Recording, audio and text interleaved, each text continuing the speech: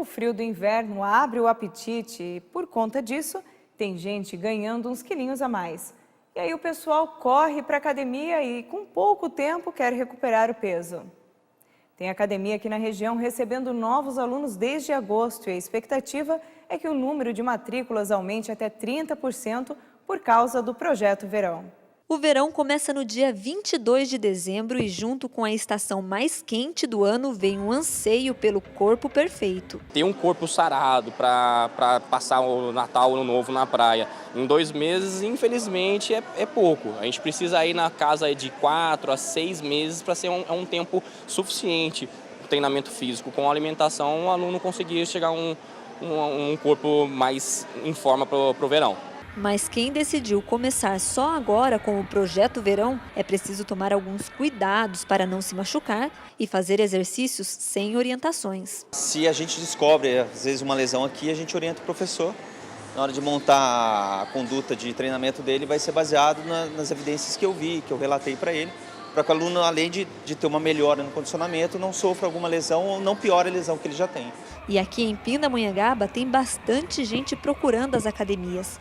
Só nesta, já estão matriculados 700 alunos. A partir de agosto, quando já o clima começa a mudar, começa a chegar a primavera, a gente já sente uma mudança na procura, em torno aí no início de uns 10% já a mais. E essa procura vai até final de novembro. Como dezembro já começa as festas e finais de ano, aí a coisa dá uma paradinha.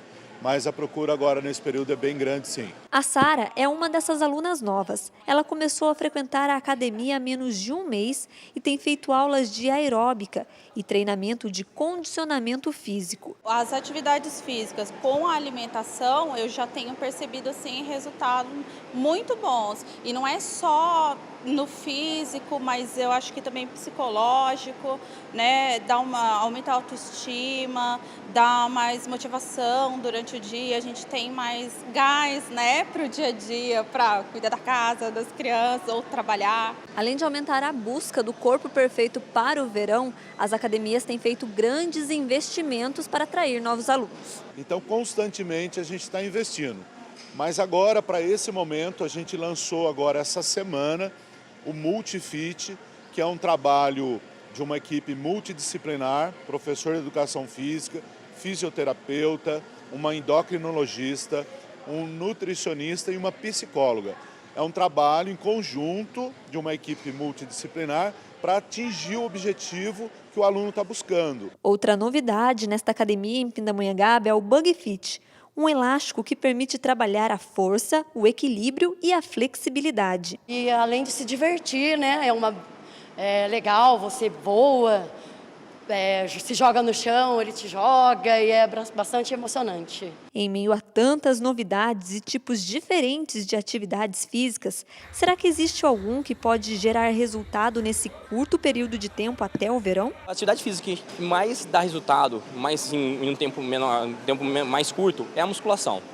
Não basta suar a camisa com os exercícios para o Projeto Verão. Tem que cuidar também da alimentação, com uma dieta orientada por um nutricionista. Aquele treino para o corpo dela é um estímulo, é uma sinalização. A nutrição ela tem um fator primordial para melhorar essa sinalização. Para quem está em busca do corpo perfeito, talvez não dê mais tempo de conquistar o resultado ideal. Mas é bom seguir essas orientações para aproveitar bem e de forma saudável o verão.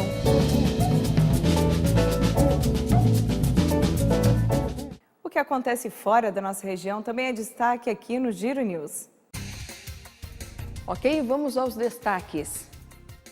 O Ministério do Trabalho informou que aproximadamente 1 milhão de trabalhadores ainda não sacaram os mais de R$ 1 bilhão referentes ao abono salarial do PIS/PASEP de 2015.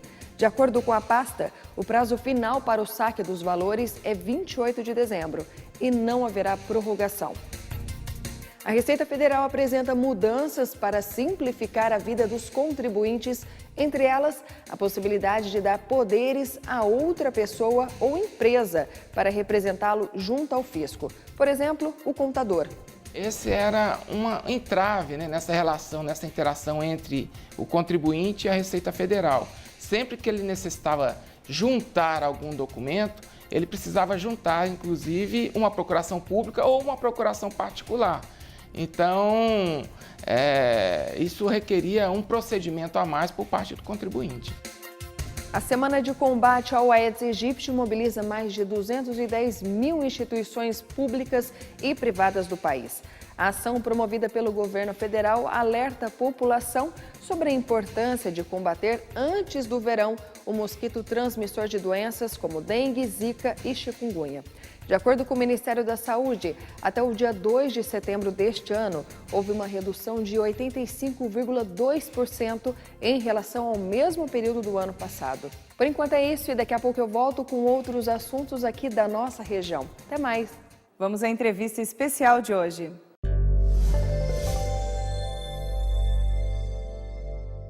Eu tenho certeza que muita gente que está aí do outro lado da telinha já pensou em abrir alguma instituição, algum órgão para atuar aí pela cidadania, é o chamado terceiro setor, mas enfrenta algum tipo de dificuldade na hora da consumação do ato, talvez até por desconhecimento ou por medo de enfrentar uma contabilidade pesada, uma dificuldade de abertura da empresa. Por isso, hoje, nós vamos conversar aqui com o Wagner Godoy.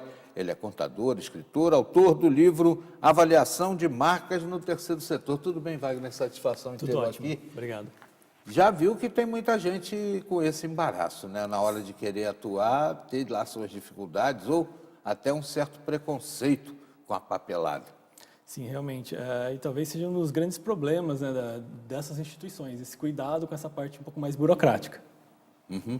E aí, no caso, é tão difícil que mereça esse tipo de preocupação ou realmente as pessoas exageram por não enfrentarem o medo? Olha, pode-se dizer que é um pouquinho difícil, sim. Porque quando a gente fala de instituições, nós também estamos falando aí de empresas. Elas têm características muito semelhantes a qualquer outra empresa. E essa parte mais burocrática, em conjunto com o Estado, de regularizações, é um pouquinho pesada também, então precisa realmente ter um determinado cuidado e, por ser um pouquinho mais complexa, é normal que gere um determinado medo das pessoas, principalmente aquelas que estão começando a trabalhar com essa área.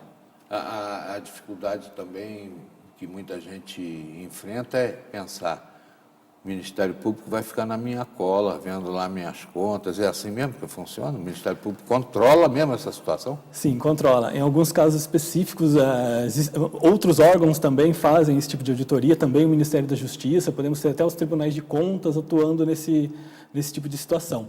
Mas não estamos falando de transparência. O terceiro setor precisa ter transparência, ele vive de transparência, né? Então é um medo que não é necessário ter. A gente precisa ter cuidados realmente com as contas, com os números, para que eles sejam transparentes e mostrem a realidade da instituição. Agora, é tanta gente abrindo, né, também, que eu acho que vai ter que ter um reforço do Ministério Público para controlar isso tudo. Será que eles fazem esse controle tão intenso mesmo, Wagner? Esse controle tem melhorado nos últimos anos. Tivemos até recentemente aí o marco regulatório do terceiro setor, no ano de 2015, né, entre outras ações que vêm sendo tomadas no âmbito público. Existe uma preocupação nesse sentido, sim. A contabilidade é diferente da contabilidade para outras entidades ou é a mesma coisa? Ela tem algumas características semelhantes e alguns pontos técnicos que precisam ser observados com mais cuidado. Existem até normas técnicas específicas que são emitidas pelo Conselho Federal de Contabilidade que precisam ser seguidas. Mas, de forma geral, ali, digamos, 70%, 80% de todo o trâmite contábil e burocrático é bastante semelhante a qualquer outra instituição.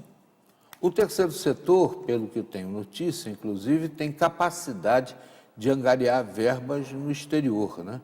E isso traz algum tipo de dificuldade diante da legislação brasileira?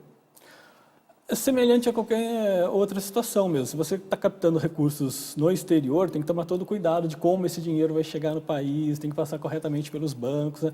Todo aquele trâmite burocrático normal. Tem que ser feito com o máximo de cuidado possível, realmente. A verba é tributada? Não. Não, para as instituições não. A não ser aquelas situações de IOF, que são comuns a qualquer tipo de situação. Qual a importância, então, do terceiro setor para o povo brasileiro? Se me permite até antes definir o primeiro e o segundo setor rapidamente, né? O primeiro setor representa o Estado, né? O segundo setor a iniciativa privada que visa lucro e o terceiro setor, as instituições também privadas, né, fundações, ONGs, etc., mas sem visar lucro. De certa forma, o que elas fazem ali é tentar complementar aquele ponto em que o Estado, né, o primeiro setor, não consegue atingir de forma mais adequada a situação, ou mesmo até em algumas situações alguma deficiência do segundo setor. Então, o terceiro setor faz isso, né? Ele tenta corrigir essas deficiências. São ações, normalmente, da localidade, né? São ações das próprias pessoas buscando resolver os problemas que estão inerentes a ela. O terceiro setor lida principalmente com cidadania. Sim, sem dúvida. A essência do terceiro setor é a cidadania. Ô Wagner, quais as dificuldades maiores que existem aí para a pessoa atuar no terceiro setor? Inclusive, eu acho que você deve citar aí alguma coisa no seu livro, né? Sim, com certeza. Posso dar uma olhadinha? Claro, por favor. Dá licença. Destacaria aí 2 itens principais: a falta de recursos financeiros. A imensa maioria das instituições, aquelas que têm um trabalho sério, um trabalho com muito voluntariado, faltam recursos monetários. E também tem a questão do recurso humano, o recurso humano e intelectual. Nem sempre temos voluntariado disponível, e nem sempre o tempo de voluntariado que alguém tem para se dedicar é compatível com as necessidades da instituição. Você fala aqui em ativo intangível. O nome é bonito, hein? Vou batizar meu próximo filho com isso aí. O que vem a ser um ativo intangível? Ativos intangíveis, de forma geral, são alguns bens que todas as empresas possuem e que não têm, na sua essência, uma forma física definida. É o caso da marca, né? Que foi o grande objeto de estudo aí desse meu livro. A ONG do terceiro setor tem marca necessariamente? Tem. Marca registrada no INPI, inclusive? Ela pode fazer, pode seguir todos os trâmites legais para obter esses registros também. Também ela pode fazer isso. Uhum. Bom, já falamos sobre a contabilidade e a má gestão, né? Isso que, naturalmente, o Ministério Público controla mais de perto, né? Gerência temerária, essa situação. Como é que vai funcionar numa entidade do terceiro setor?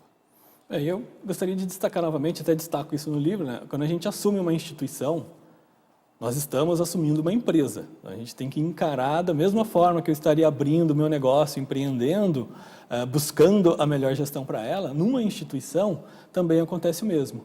O que eu percebo de problema nesse sentido também, é um problema humano, é que se confunde muito voluntariado com práticas de amadorismo de gestão. E não pode ser assim, né? Realmente a gente tem que aplicar todas as técnicas possíveis e viáveis em uma instituição para que ela seja gerenciada da melhor maneira possível. Hoje nós estamos conversando aqui com o Wagner Godoy, ele é autor desse livro, né, sobre o terceiro setor, e um livro bastante elucidativo, né? Está conversando conosco aqui e nós vamos aprofundar um pouco a questão também do erro dos gestores, mas vou te pedir para a gente falar sobre isso na sequência da entrevista no próximo bloco. Já, aqui.